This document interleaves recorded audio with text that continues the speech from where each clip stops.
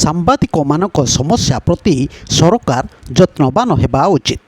ସାମ୍ବାଦିକମାନଙ୍କ ସମସ୍ୟା ପ୍ରତି ସରକାର ଯତ୍ନବାନ ହୁଅନ୍ତୁ ବୋଲି ଭୁବନେଶ୍ୱରର ଜୟଦେବ ଭବନ ସ୍ଥିତ ଗୀତଗୋବିନ୍ଦ ସଦନଠାରେ ଗତ 21 ତାରିଖରେ ଓଡ଼ିଶା ପତ୍ରକାର ସଂଘର 15ତମ ପ୍ରତିଷ୍ଠା ଦିବସ ଓ ରାଜ୍ୟ କାର୍ଯ୍ୟକାରିଣୀ ବୈଠକରେ ମୁଖ୍ୟ ଅତିଥି ଭାବେ ଯୋଗଦେଇ ପୂର୍ବତନ ମନ୍ତ୍ରୀ ତଥା ସାଂସଦ ବିଶିଷ୍ଟ ଲେଖକ ଡକ୍ଟର ପ୍ରସନ୍ନ କୁମାର ପାଟ୍ଟଶାଣୀ ଏହି କଥା ପ୍ରକାଶ କରିଛନ୍ତି। ସେ ତାଙ୍କ ବକ୍ତବ୍ୟରେ କହିଲେ ଯେ ଓଡ଼ିଶାରେ ସାମ୍ବାଦିକମାନଙ୍କର ଅନେକ ସମସ୍ୟା ରହିଛି ଏବଂ ଏ ନେଇ ସାମ୍ବାଦିକମାନେ ସେମାନଙ୍କର ଦାବି ମଧ୍ୟ କରୁଛନ୍ତି। ମାତ୍ର ସରକାର ଏଥିପ୍ରତି ଦୃଷ୍ଟି ଦେଲେ ସାମ୍ବାଦିକମାନେ ସମାଜର ଉନ୍ନତି ଦିଗରେ ନିଜର ଲେଖନୀକୁ ଅଧିକ ଶକ୍ତିଶାଳୀ କରିପାରିବେ ବୋଲି ସେ କହିଥିଲେ।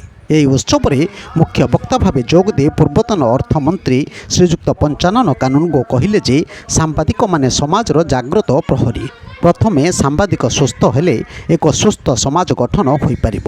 ବିଭିନ୍ନ ସମସ୍ୟା ନେଇ ଗତି କରୁଥିବା ସାମ୍ବାଦିକଟିଏ ଅନ୍ୟର ସମସ୍ୟାକୁ ସୁଧାରୁଥିଲେ ହେଁ ତା ନିଜ ସମସ୍ୟା ପ୍ରତି ଏ ସମାଜ ଅଣଦେଖା କରିବା ଉଚିତ ନୁହେଁ। ତେଣୁ ସରକାର ଏ ଦିଗରେ ସେମାନଙ୍କ ଦାବି ପୂରଣ କରିବା ପାଇଁ ଆଗେଇ ଆସିବା ଉଚିତ ବୋଲି ସେ କହିଥିଲେ। ଗଣତନ୍ତ୍ରର ଏହି ସ୍ତମ୍ଭଟିକୁ ସୁଦୃଢ଼ କରିବାକୁ ହେଲେ ଦୃଢ଼ ମାନସିକତାର ଆବଶ୍ୟକତା ରହିଛି ବୋଲି ସେ କହିଥିଲେ। ଅନ୍ୟତମ ସମ୍ମାନିତ ଅତିଥି ଏକାମ୍ର ବିଧାୟକ ଶ୍ରୀଯୁକ୍ତ ବାବୁ ସିଂ ଏହି ଉତ୍ସବରେ ଯୋଗଦେଇ କହିଲେ ଯେ ସାମ୍ବାଦିକମାନେ ହେଉଛନ୍ତି ବୁଦ୍ଧିଜୀବୀ ଓ ଗଣତନ୍ତ୍ରରେ ଚତୁର୍ଥ ସ୍ତମ୍ଭ। ସେମାନଙ୍କର ସମସ୍ୟା ପ୍ରତି ସମସ୍ତେ ଯତ୍ନବାନ ହେବା ଉଚିତ ବୋଲି ସେ କହିଥିଲେ। ଏହି ପ୍ରତିଷ୍ଠା ଦିବସରେ ଅର୍ଗସ୍ ଟିଭିର ମୁଖ୍ୟ ସମ୍ପାଦକ ଶ୍ରୀଯୁକ୍ତ ସଞ୍ଜୟ ଜେନା ଯୋଗଦେଇ କହିଲେ ଯେ ସାମ୍ବାଦିକମାନେ ପ୍ରତିକୂଳ ପରିସ୍ଥିତିରେ କାର୍ଯ୍ୟ କରୁଛନ୍ତି। ସରକାର ଚାହିଁଲେ ସାମ୍ବାଦିକମାନଙ୍କୁ ସୁରକ୍ଷା ଦେବା ସହିତ ସେମାନଙ୍କର ନ୍ୟାଯ୍ୟ ଦାବିଗୁଡ଼ିକୁ ହାସଲ କରିବା ଦିଗରେ କିଛି ଅସୁବିଧା ହେବ ନାହିଁ। ତେଣୁ ସାମ୍ବାଦିକମାନେ ଏକତ୍ରିତ ହୋଇ ସଂଗ୍ରାମ କରିବା ଉଚିତ ବୋଲି ସେ କହିଥିଲେ।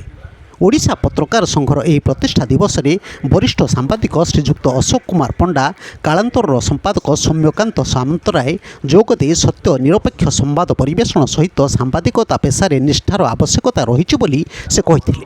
ସାମ୍ବାଦିକତା ହେଉଛି ଏକ ଉତ୍କୃଷ୍ଟ କଳା ଓ ଅତ୍ୟନ୍ତ କଷ୍ଟକର ସାଧନା। ଏହି କ୍ଷେତ୍ରରେ କାମ କରୁଥିବା ସାମ୍ବାଦିକମାନେ ଓଡ଼ିଶାରେ ଅବହେଳିତ ଅବସ୍ଥାରେ ରହୁଥିବାରୁ ସେମାନଙ୍କ ପାଇଁ ସାମାଜିକ ସୁରକ୍ଷା ସହିତ ଉପଯୁକ୍ତ ପ୍ରୋତ୍ସାହନ ଦେବା ରାଜ୍ୟ ସରକାରଙ୍କ ପରମ କର୍ତ୍ତବ୍ୟ ବୋଲି ସେ କହିଥିଲେ। ଏହି 15ତମ ପ୍ରତିଷ୍ଠା ଦିବସରେ ସଂଘର ପ୍ରତିଷ୍ଠାତା ସଭାପତି ବରିଷ୍ଠ ସାମ୍ବାଦିକ ସୁରେନ୍ଦ୍ର ସାହୁଙ୍କ ଅଧ୍ୟକ୍ଷତାରେ ଅନୁଷ୍ଠିତ ଏହି ସଭାରେ ସଂଘର ସଭାପତି ଅବିନାଶ ମିଶ୍ର ସ୍ୱାଗତ ଭାଷଣ ଓ ଅତିଥି ପରିଚୟ ପ୍ରଦାନ କରିଥିବା ବେଳେ ସମ୍ପାଦକ ରାମଦାସ ଲିମା ସମ୍ପାଦକୀୟ ବିବରଣୀ ପାଠ କରିଥିଲେ। ପ୍ରାରମ୍ଭରେ ସାମ୍ବାଦିକ ଅଖଣ୍ଡ ଶ୍ରୀ ଜଗନ୍ନାଥ ସଂସ୍କୃତି ଆଧାରିତ ଶୁଳ୍କ ଆବୃତ୍ତି କରିଥିଲେ। ଏହି ଅବସରରେ ସଂଘର ମୁଖପତ୍ରକୁ ଅତିଥିମାନେ ଲୋକାର୍ପିତ କରିଥିଲେ।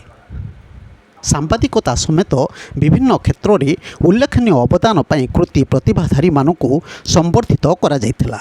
ଶେଷରେ ବରିଷ୍ଠ ସାମ୍ବାଦିକ ତଥା ଉପସଭାପତି ସୁରେଶ ଦାସ ଧନ୍ୟବାଦ ଦେଇଥିଲେ। ଏହି ଉତ୍ସବରେ ରାଜ୍ୟର ପ୍ରତ୍ୟେକ ଜିଲ୍ଲାରୁ ବହୁ ସାମ୍ବାଦିକ ଯୋଗ ଦେଇଥିଲେ। ଏହି ଅବସରରେ 18 ଜଣଙ୍କୁ ସମ୍ବର୍ଦ୍ଧିତ କରାଯାଇଥିଲା। ସେମାନେ ହେଲେ ସର୍ବଶ୍ରୀ ସୌମ୍ୟକାନ୍ତ ସାମନ୍ତରାୟ, ବିବେକାନନ୍ଦ ଜେନା, ନିହାର ରଞ୍ଜନ ମହାନ୍ତି, ଡକ୍ଟର ଚିନୁ ବହିଦାର, ସ୍ୱରୂପାନନ୍ଦ ଦାସ, ସ୍ୱାତି ଜେନା, ପୁଲୁ ସାହୁ, ପାର୍ଥ ସାରଥୀ ଜେନା, ନଳିନୀକାନ୍ତ ପାଣି, ଅଶୋକ କୁମାର ପାଇକରାୟ, ନିଗମାନନ୍ଦ ଦାସ, ମହେଶ୍ୱର ପ୍ରଧାନ, ଅଖିଳ କୁମାର ମହାପାତ୍ର, ରସାନନ୍ଦ ବେହେରା, ମନୋଜ କୁମାର ଦାସ, ପ୍ରସନ୍ନ କୁମାର ଲେଙ୍କା, ଅଜୟ କୁମାର ପଣ୍ଡା, ତୁଳସୀରାମ ଜଗତ, ସୁରେନ୍ଦ୍ର ପଲେଇ ଅନ୍ୟତମ। ବ୍ୟୁରୋ ନ୍ୟୁଜ୍ ଓଡ଼ିଶା କଥା। ଓଡ଼ିଶା କଥା ୟୁଟ୍ୟୁବ୍ ଚ୍ୟାନେଲଟିକୁ ଆପଣମାନେ ଦେଖୁଛନ୍ତି। ମତାମତ ଦିଅନ୍ତୁ, ଲାଇକ୍ କରନ୍ତୁ, ସବସ୍କ୍ରାଇବ୍ କରନ୍ତୁ ଓ ସେୟାର ମଧ୍ୟ କରନ୍ତୁ।